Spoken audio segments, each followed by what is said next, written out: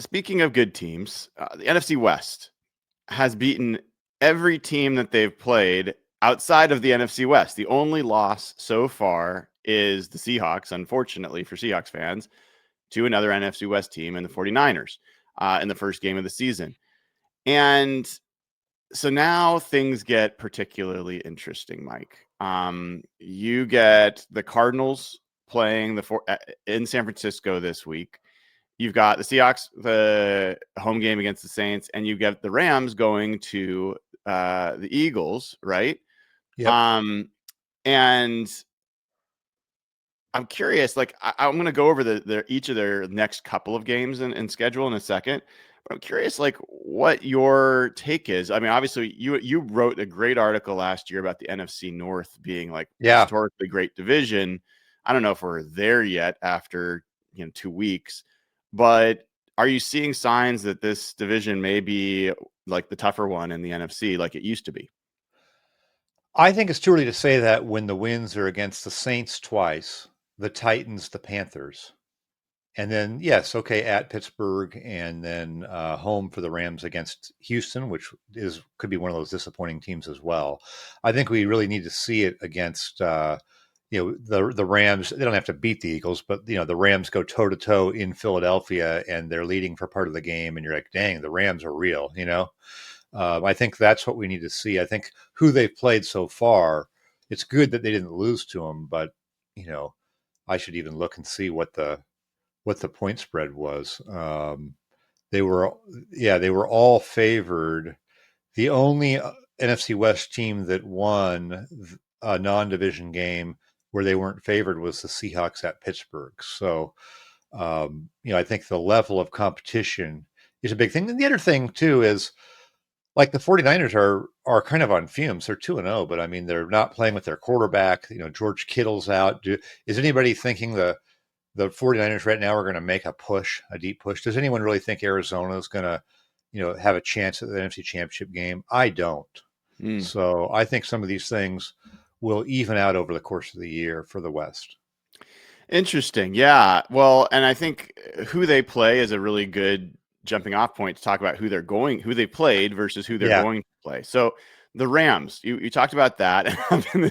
I'm in this funny spot, Mike. I posted yesterday that I think that the Eagles are going to be in trouble against the Rams. And the reason Yeah. I feel that way is I look at the Eagles, and I think that defense is not what it was last year. You wrote a good article on The Athletic about kind of how they've gone young there, but you don't have the pass rush with Josh Sweat and Milton Williams. I just don't see it being nearly as productive as it was a year ago.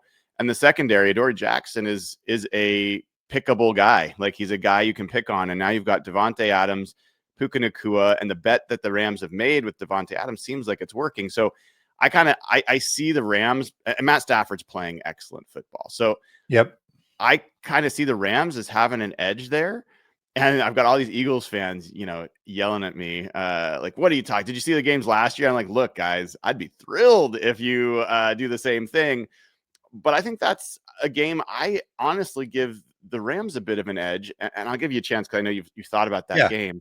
But then Yeah. it goes at Eagles versus the Colts at home, who we just talked about, versus the 49ers at home on 4 days rest, Thursday night, and then at the Ravens.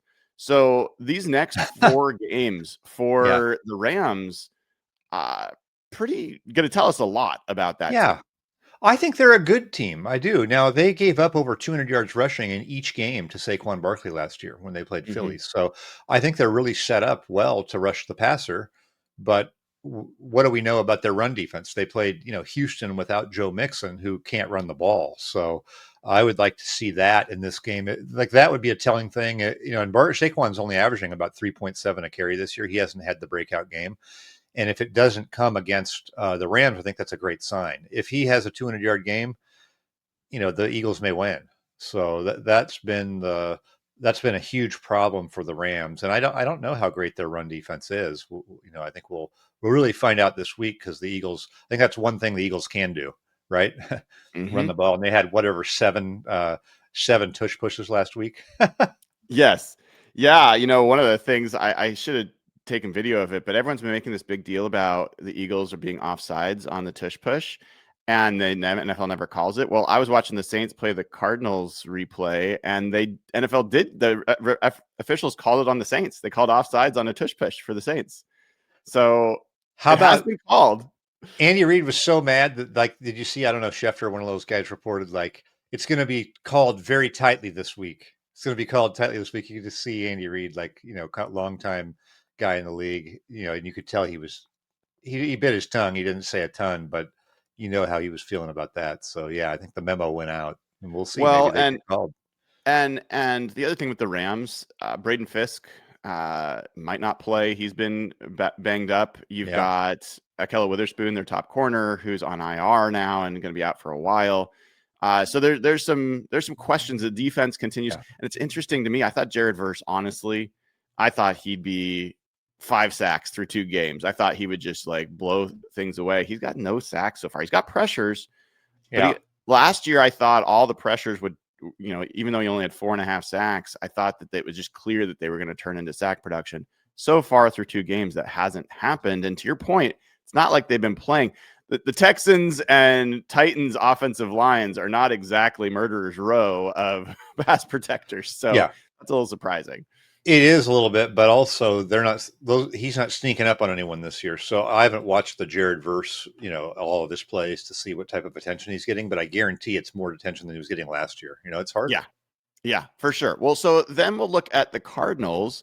And Mike, the Cardinals, yeah, they played the Saints and the Panthers in 2 close games. So that's the bad news. The good news is I think their defense has looked better. And that's allowed Kyler Murray to not have to be great, which he hasn't been. Yeah, yeah, And now they go at the 49ers. But if they can find a way to beat this 49ers team, then they host the Seahawks at home on Thursday night. If somehow they can win those 2 games and be at 4-0 and 2-0 in the division, then you're talking about they got the Titans, I guess they go to the Colts, they got the Packers. So there are some tough games coming up for them, but this is a pretty key stretch to determine whether they are just the same old Cardinals.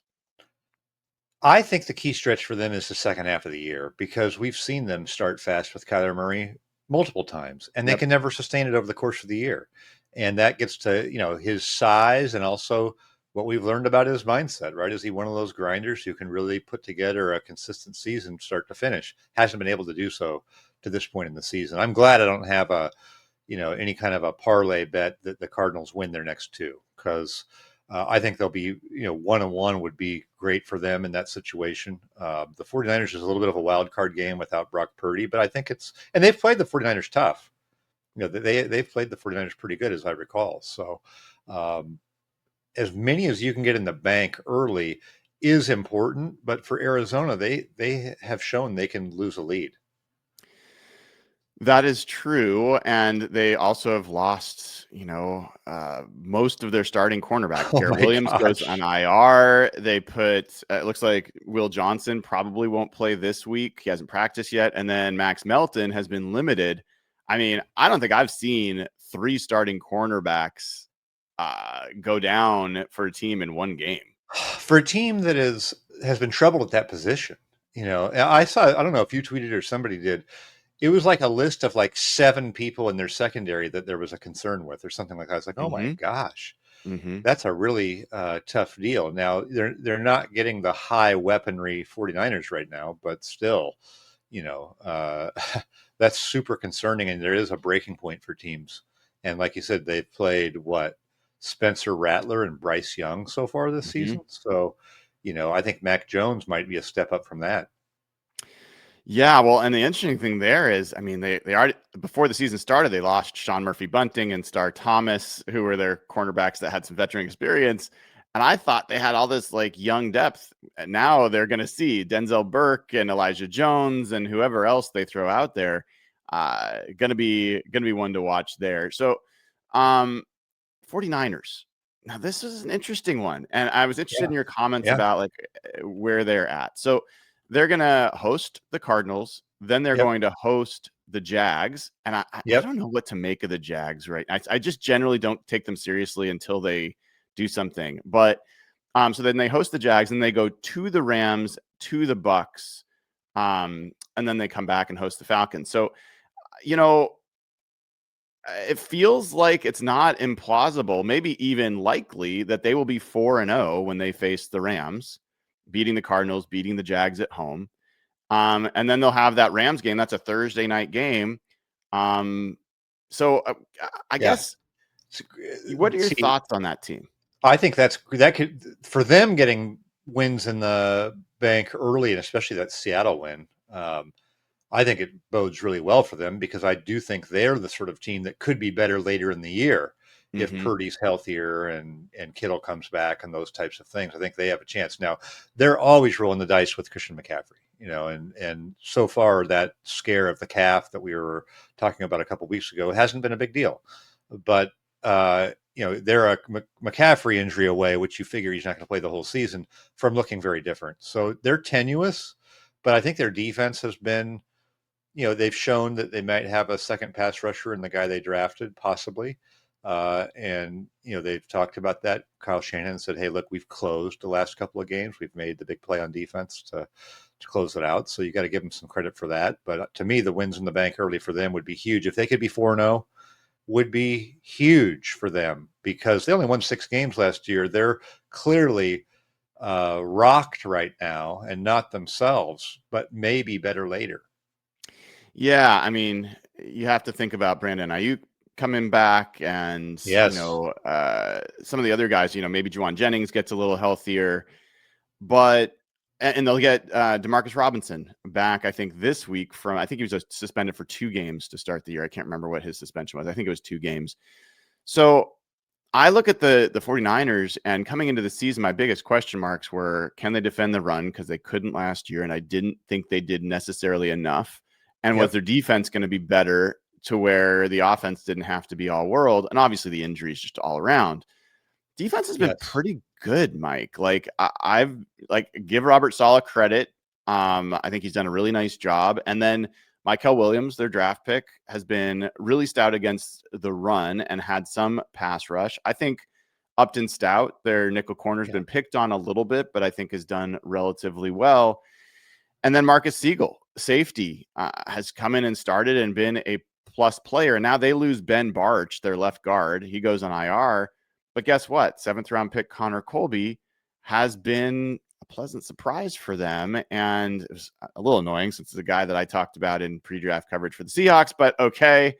They did that with Dominic Pooney too, and that went pretty well for them.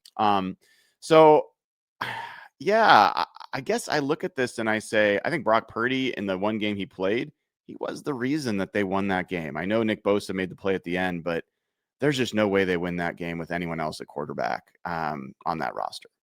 Yes. I also think that, their first 2 games, I mean, let's just face it, Seattle was abysmal offensively in their approach in the first game. Yes. If they played that game again, I would think the Seahawks would be a bit more representative. And the Saints aren't. Everyone at the Saints is the worst team in the league, and they may be a little bit better than that, but they're not better than a bottom 5 team in the league. And it wasn't like their defense just completely, you know, shut them out. I believe it's misleading, but I think Spencer Rattler had 3 touchdowns and no interceptions. Is that correct? I He think he played did. well. He played well. They had the ball at the end of the game with a chance to win. And guess what? Yeah, A strip sack again yeah. by the So 49ers ended the game. So the defensive, look, their defense hasn't been atrocious, 49ers in the first 2 games. I don't know how well it's been tested either, by who they've played and how Seattle played in the first game. So I think there's still a lot of question marks with them, and they're probably fortunate to be 2-0.